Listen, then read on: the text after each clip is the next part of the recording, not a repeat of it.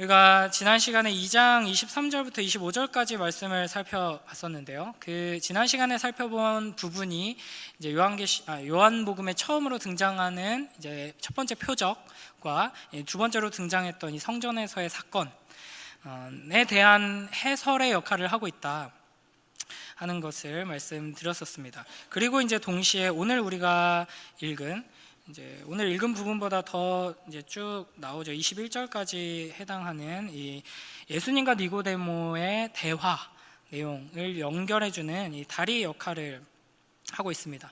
그런 점에서 이제 지난 시간에 다루었던 내용들을 좀 기억하면서 이제 전체적인 틀을 가지고 우리가 오늘 본문을 좀 살펴볼 필요가 있는데요.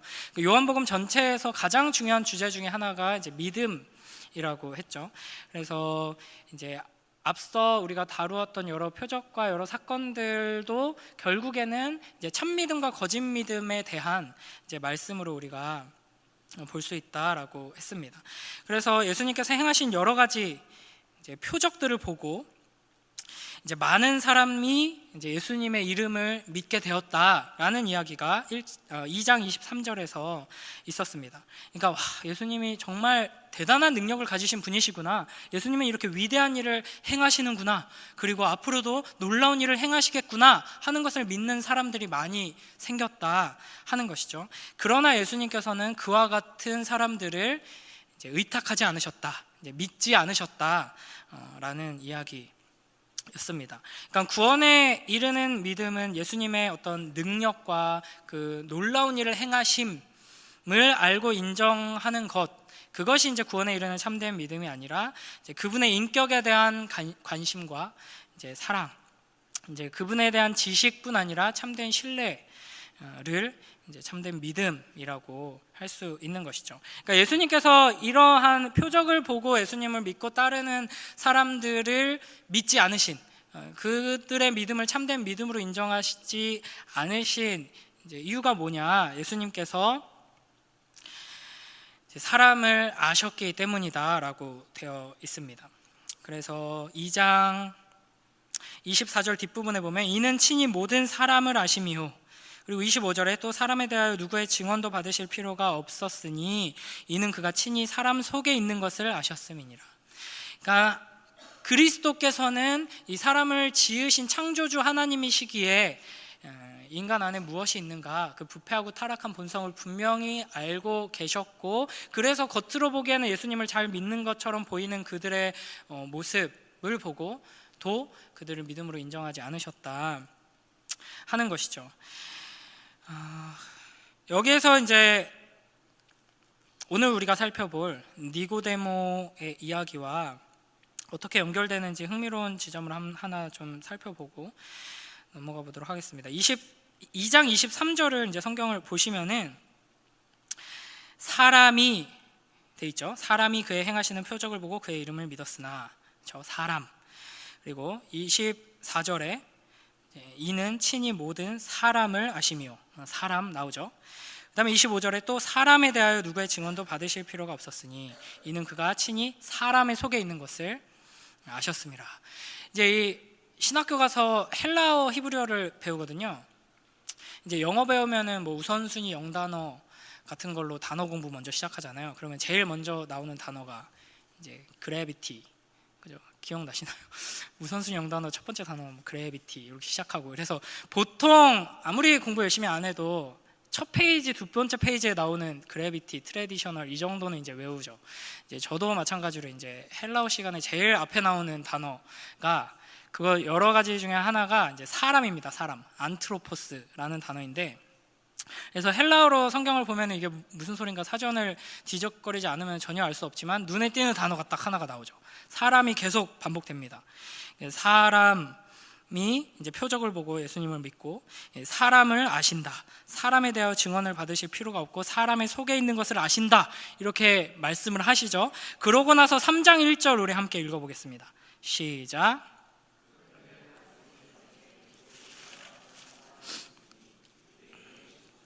아멘. 니고데모라 하는 사람이 있다. 그러니까 앞에서 지금 사람 하면서 설명했던 바로 그 사람, 표적을 보고 믿고 예수님으로부터 이제 신뢰를 얻지 못한 바로 그 사람의 대표자로서 지금 니고데모가 등장하고 있다 하는 것을 우리가 볼 수 있습니다.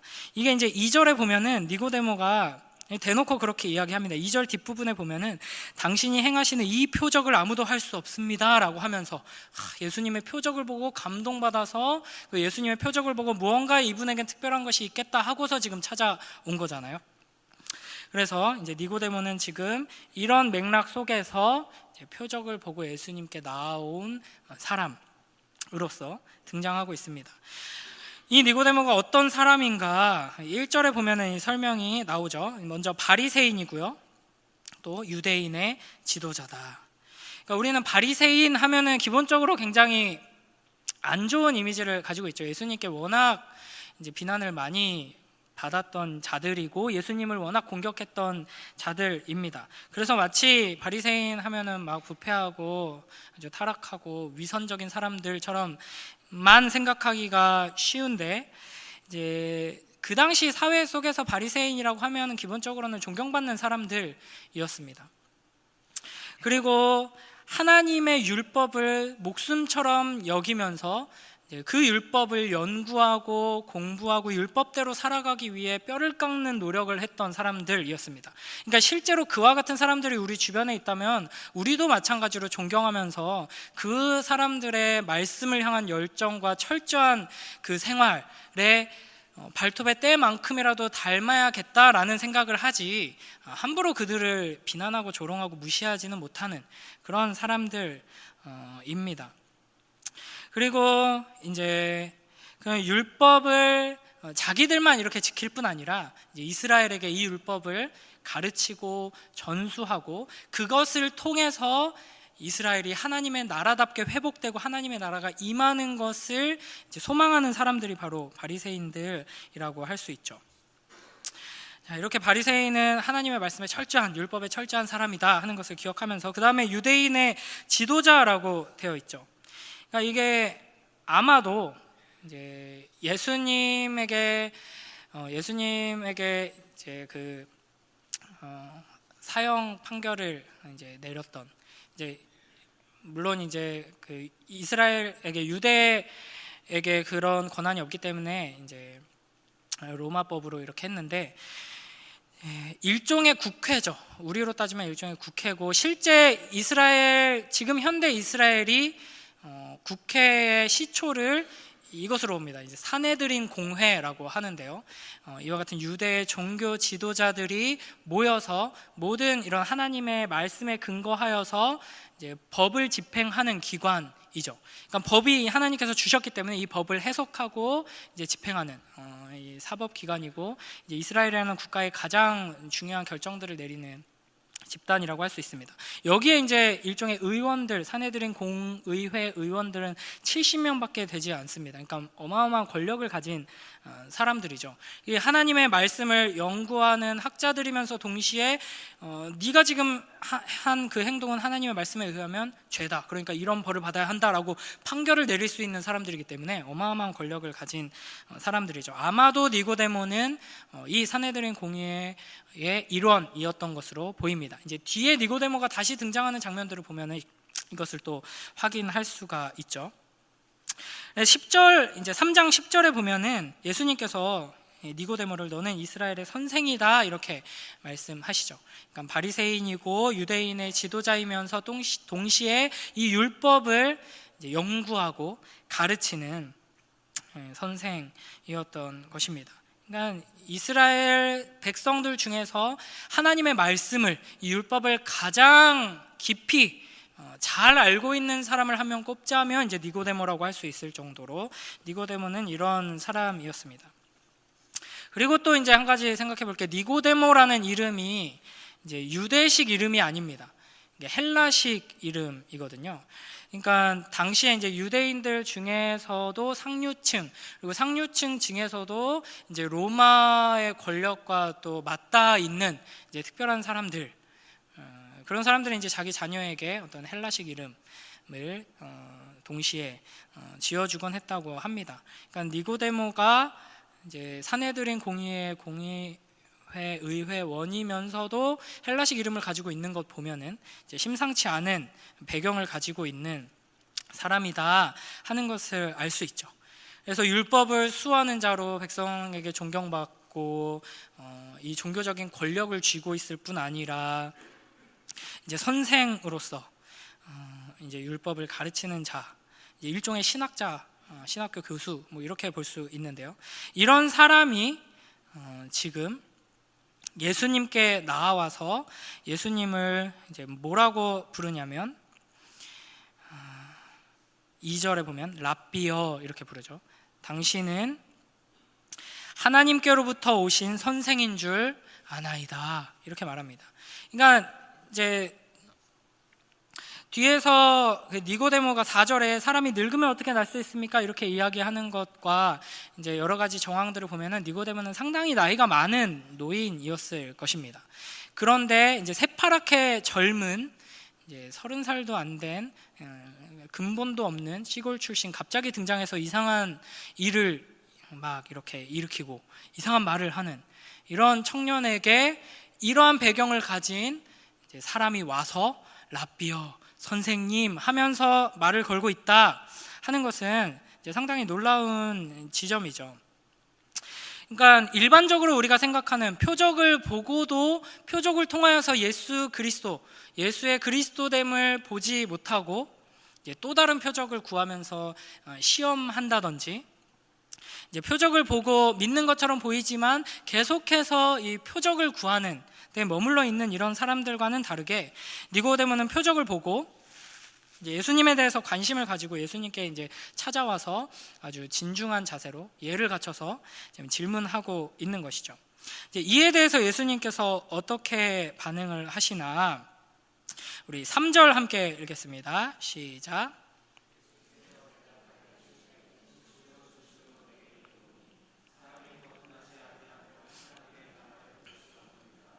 아멘.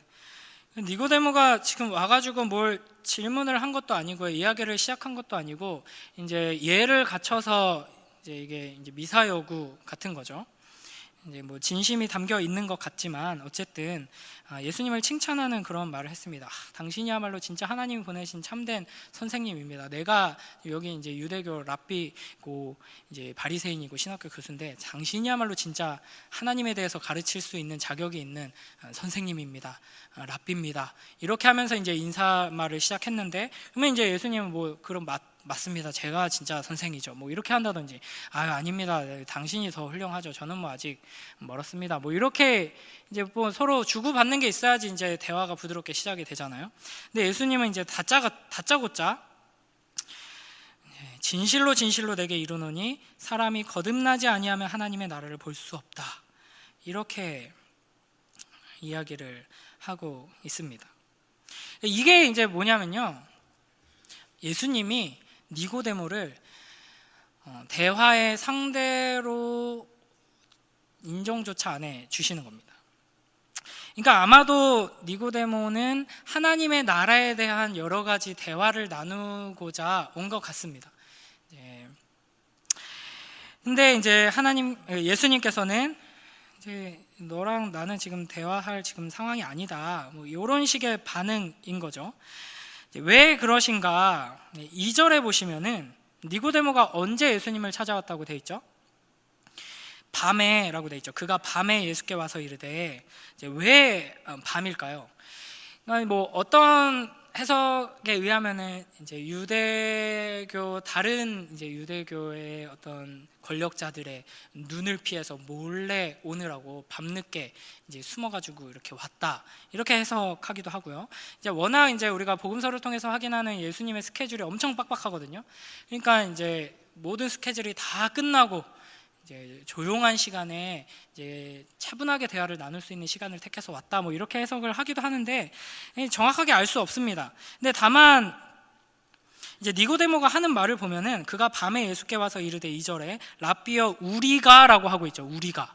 그러니까 니고데모 혼자서만 독특하게 이제 모든 바리새인과 제사장들과 유대교 지도자들은 예수라는 이 청년에 대하여서 이제 아주 적대감을 가지고 있는데 유독 니고데모만 특이하게 지금 몰래 찾아왔다기보다는 이제 많은 사람들이 당연히 관심을 가지고 그 중에서는 굉장히 긍정적으로 한번 알아볼 필요가 있겠다, 한번 만나볼 필요가 있겠다 해서 이제 왔다는 것을 알 수가 있고요. 무엇보다도 이제 분명한 한 가지 사실은 이 밤이 의미하는 바가 분명히 있다 하는 겁니다. 그러니까 니고데모가 밤에 왔다 하는 것은 일단은 이제 사실이죠. 니고데모가 실제 밤에 왔기 때문에 밤에 왔다고 말한 겁니다. 뭐 이제 오전에 왔는데 그냥 어떤 특별한 의도를 가지고 밤에 왔다고 거짓말로 써놓은 게 아니라 실제 밤에 왔죠. 그러나 밤에 왔다는 것을 기록했다는 지점은 우리가 좀 생각해 봐야 합니다. 그러니까 예를 들면 이런 거죠. 니고데모가 예수님께 찾아왔을 때 밤일 뿐 아니라 뭔가 달이 밝은 날이었을 수도 있고요.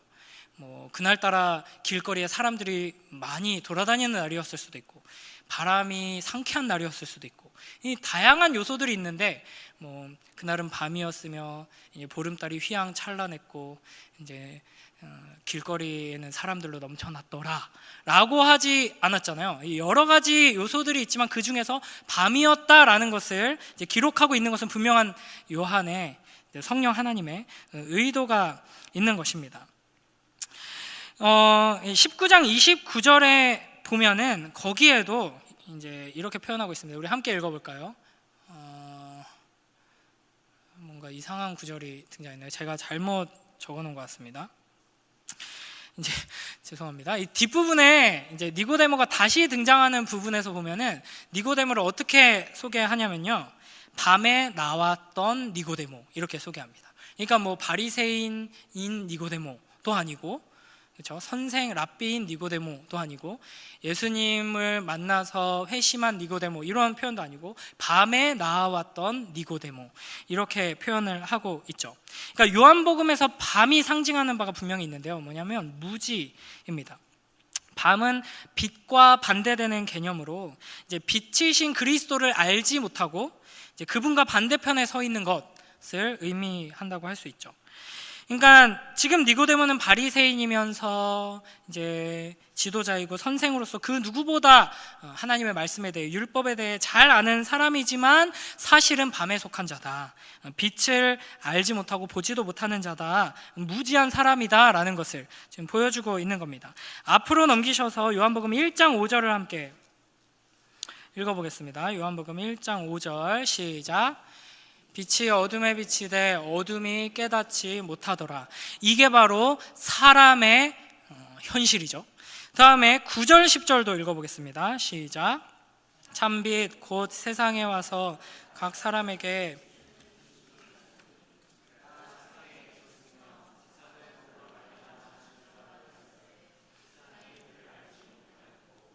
아멘. 빛이신 예수 그리스도께서 오셔서 그분이 참된 빛이심을, 유일한 빛이심을 표적을 통하여서 이제 여러 가지 행동적인 예언을 통하여서, 말씀을 통하여서 이렇게 분명하게 드러내 보여 주시고 있습니다. 그것을 보고 이 사람이 나왔지만 사람은 눈이 가리워져서 빛이 눈앞에 있음에도 빛을 알지 못하는 상황인 것이죠. 이것을 분명하게 드러내기 위한 목적으로 이제 요한은 그가 밤에 예수께 왔다라고 이제 표현하고 있는 것입니다. 그러니까 세상적인 지식과 지혜를 갖추었고, 단순히 세상적인 지식과 지혜가 아니죠. 이것은 나름대로 이 하나님의 말씀에 대한 깊은 지식을 가지고 있는 사람임에도 불구하고 영적으로는 이제 무지한 상태로 이제 주님 앞에 찾아왔다 하는 것입니다. 그러니까 율법을 안다라고 하지만 하나님을 알지 못하는 상태로, 이제 영적으로는 소경에 불과한 상태로 이제 주님 앞에 나온 것이죠. 그렇기 때문에 예수님께서는 니고데모와 이 하나님의 나라에 대해서 이런저런 이야기, 이제 하나님의 나라가 어떻게 언제쯤 임하겠습니까? 뭐 이런 이야기들, 그리고 바리새인들이, 율법 교사들이 가장 관심을 기울이는 이 하나님의 말씀에 따르면 우리가 이렇게 행하는 것은 어떻게 평가해야 합니까? 우리가 이런 죄를 지었다면은 어떻게 해야 합니까? 뭐 이러한 내용들을 이제 논할 이제 상태가 아니다라는 거죠. 너는 지금 니고데모야, 너는 지금 네가 하나님의 나라를 보고 하나님 나라에 이미 속해 있다고 이제 가정을 이미 한 상태로 하나님의 나라에 대해서 나랑 이야기를 나누고 나에게 듣고 싶어서 왔지만, 너는 지금 눈이 감겨 있는 장님이다. 아무것도 보지 못한다. 너는 거듭나야지만 하나님의 나라를 볼 수 있다. 이렇게 말씀하시는 거죠. 그러니까 이 니고데모의 이 비참한 처지를, 절망적인 상황을 분명하게 지적하시는 겁니다. 그러면서 동시에 이제 니고데모를 냉정하게 내치지는 않으시죠. 그래서 믿음에서 이제 믿음으로 니고데모를 인도하십니다. 우리가 이런 니고데모와 같은 상황에 있는 경우가 많이 있습니다. 안다고 생각하죠. 아주 교만하게도 나는 이미 알고 있다, 이해하고 있다, 보고 있다, 속해 있다 라고 생각합니다. 하나님 나라를 감히. 그러나 우리는 항상 기억해야 하는 것이죠. 우리는 모른다. 그러나 우리는 모르죠. 모른다는 것을 모릅니다. 그래서 우리는 모른다는 것을 알아야지만 우리는 알 수 있습니다.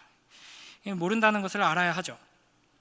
그러니까 바리새인으로서 이 니고데모가 가지고 있던 개념은 하나님의 나라를 위해서 율법을 연구하고 가르치고 율법대로 순종하고 살아냄으로써 이제 하나님의 나라를 이루고 회복시키고 영광을 돌려야 한다라는 개념을 가지고 있었던 것이죠. 그러나 그게 아니다. 하나님의 나라는 이미 여기에 왔다. 그런데 너는 지금 보지 못하고 있잖아. 그러니까 너의 문제야. 너는 거듭나야 해. 라는 것을 예수님께서는 말씀하고 계십니다. 이제 좀 전체적인 맥락에서 이거를 살펴보면은 이제 물로 포도주를 만드신 이 표적, 이 혼인잔치에서 행하셨던 이 표적에서 물을 어디에 담았는지 기억나시나요? 정결 예식에 쓰는 돌 항아리 6개에다가 물을 담으시고 그 물을 포도주로 바꾸심으로써 이제 곤란에 처한 망가진 그 잔치를 회복시켜 주셨죠. 그러니까 이 정결 예식에 사용하는 돌 항아리 6개가 의미하는 바가 무엇인가? 그렇죠? 우리가 이 규칙대로, 정해진 규칙대로 정결 예식을 잘 행하면 우리는 깨끗게 된다라고 생각했던 너희의 그 생각, 그 정결 예식 아무 소용없다, 착각이다. 예수 그리스도의 피로 말미암아 깨끗이 되어야 한다라는 메시지였죠. 그 다음에 예수님께서 성전을 이렇게 심판하셨던 이 사건, 유대교는 이 성전을 통하여서 하나님을 만나고 하나님과 교제를 나눈다라고 생각했지만 이 성전은 아무 소용이 없다. 너희가 이 성전에서 아무리 제사 드려봤자 하나님을 예배할 수 없고 하나님을 만날 수 없다. 참된 성전이 내가 왔다. 오직 나를 통해서만 너희는 하나님께 나아갈 수 있다라는 것을 보여주신 거죠.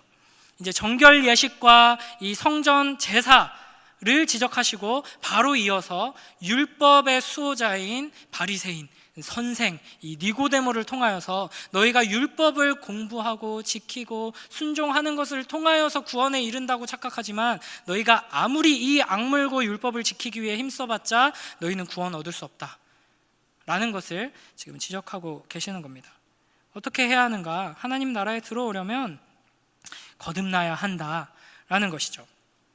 이 거듭남에 대하여서 이제 쭉 이야기하시고 설명해 주시는데요. 이걸 이 시간에 다 살펴보기는 힘들고 간단하게 오늘은 서론격으로 거듭나는 게 무엇인가 좀 살펴보겠습니다. 거듭나야 한다, born again, 이제 다시 태어난다. 좀 이제 신학적인 용어로 중생 이렇게 하는데요. 거듭남이 무엇인가요? 거듭났습니다라고 인터넷에 검색해봤더니 이제 여러 가지 간증들이 나옵니다. 충청남도 도릭 요양원이 새로 거듭났습니다. 그리고 이제 어떤 블로그를 운영하시는 웅스라는 이제 닉네임을 가지신 어떤 분의 이제 큰 딸의 방에 전등이 고장나서 이제 그 큰 딸 방이 너무 어두워서 이제 큰 딸 방이 어둠의 자식으로 있다가 이제 LED 조명으로 바꾼 후에 빛의 자식으로 큰 딸이 거듭나게 되었습니다. 그리고 서울 방배동의 모 고급 아파트가 화이트오크 재질의 화사한 바닥재로 거듭났습니다. 그리고 원어원 강다니엘이 이렇게 하고 있는 사진이 있더라고요. 거기 기사 제목에 강다니엘 하트 장인으로 거듭나다. 원어원의 강다니엘 군도 거듭났고요.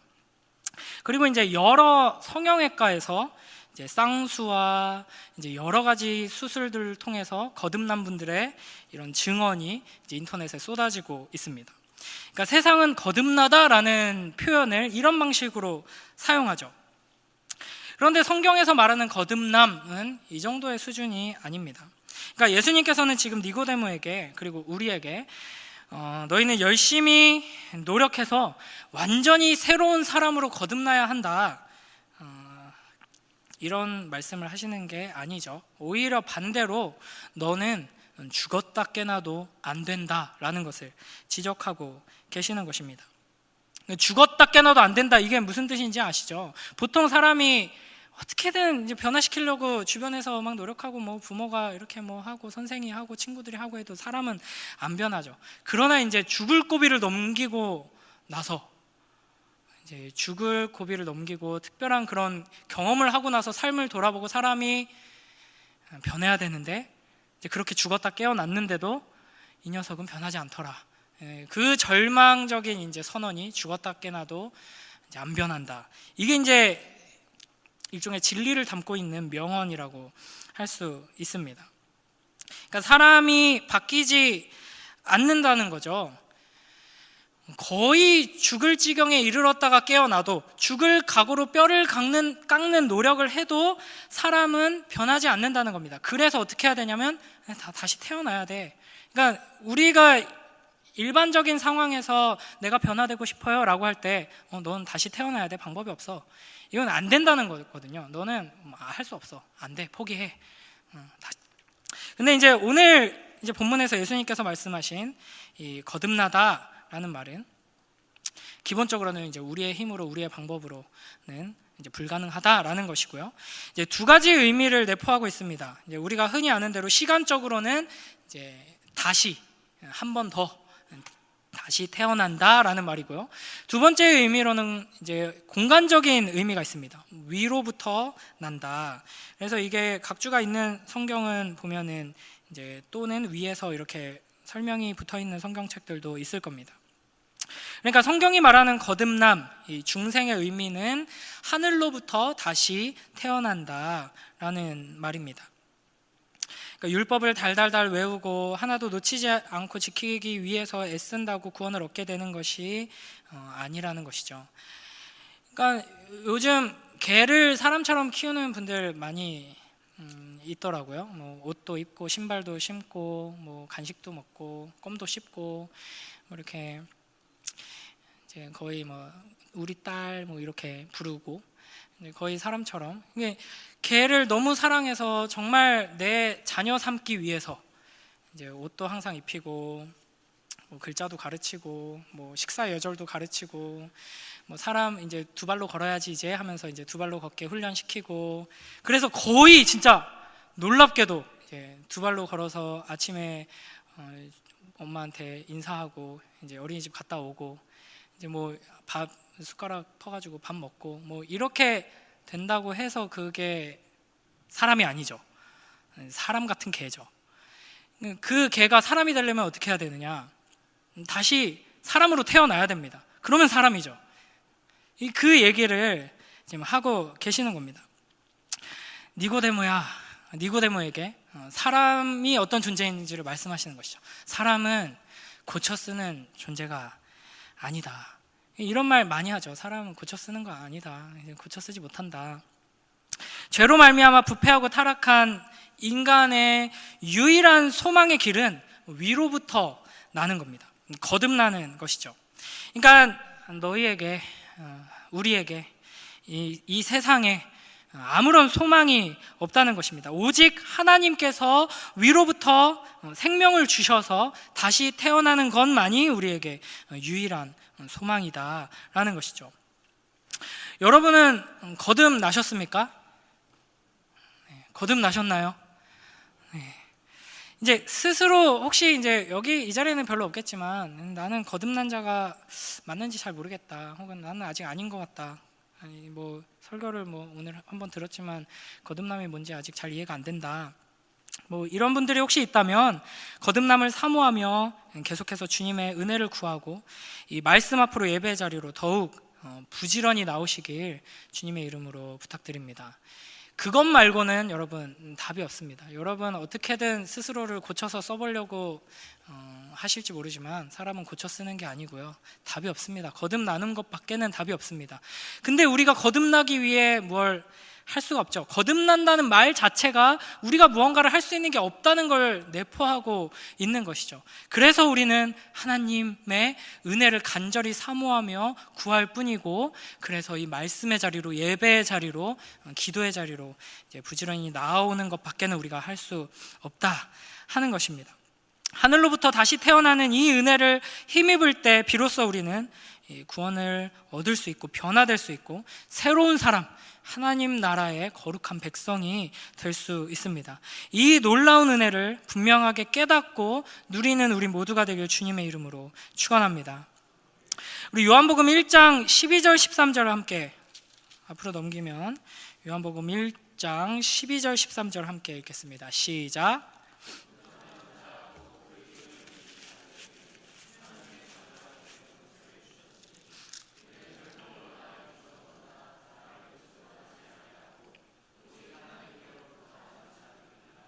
아멘.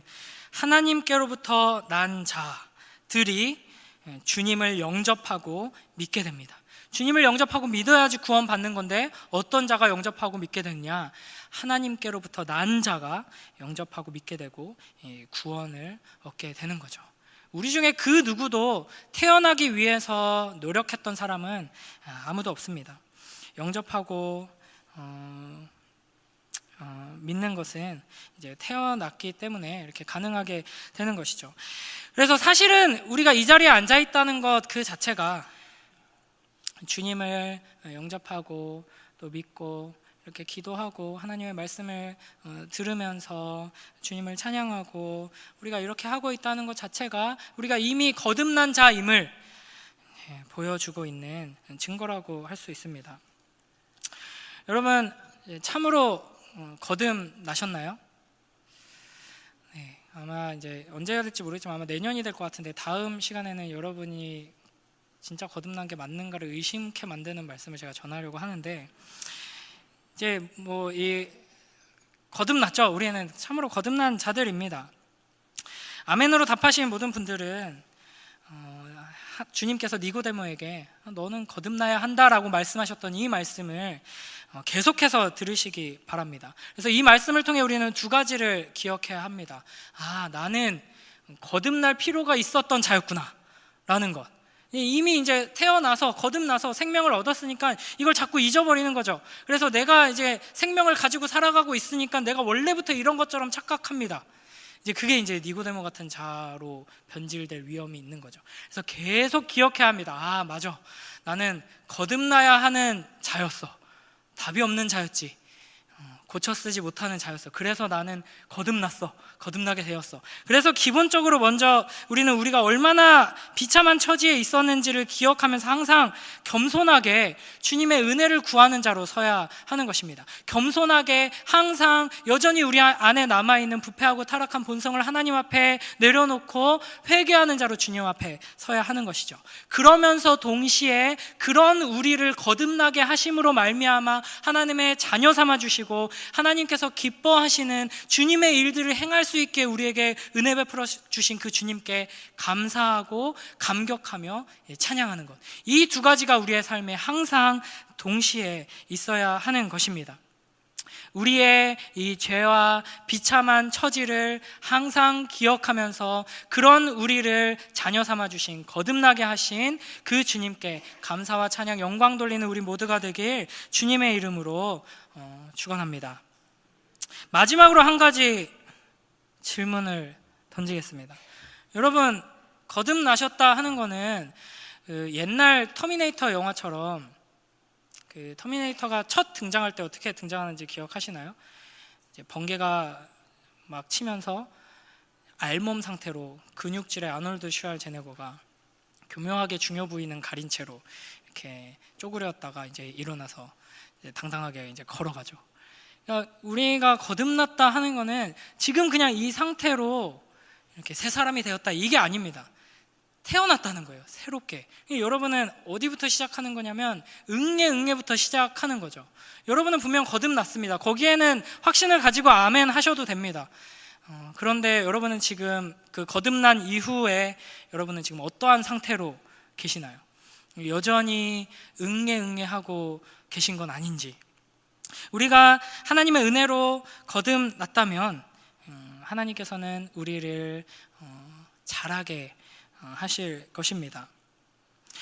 여러분 한 해 동안 얼마나 잘하셨나요? 저희 혜든이가 2월 달에 태어나서 이제 벌써 이제 막 한 걸음씩 한 0.7걸음 정도씩 이제 걷기 시작을 했거든요. 여러분은 언제 거듭나셨고 지금 어느 정도 수준에 계신가요?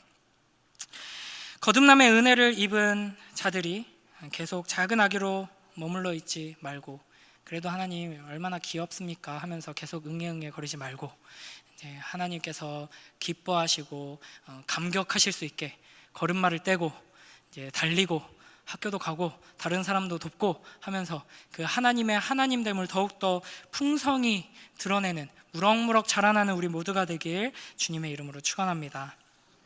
이 시간 우리 함께 이 말씀 기억하면서 기도하며 나아가도록 하겠습니다. 아버지 하나님, 먼저 우리가 거듭나야 할 필요가 있는 자들임을 잊지 않게 하여 주시옵소서. 우리가 거듭남, 하늘로부터 다시 태어나는 것 말고는 답이 없는 자들이었음을 잊지 않게 하여 주시옵소서.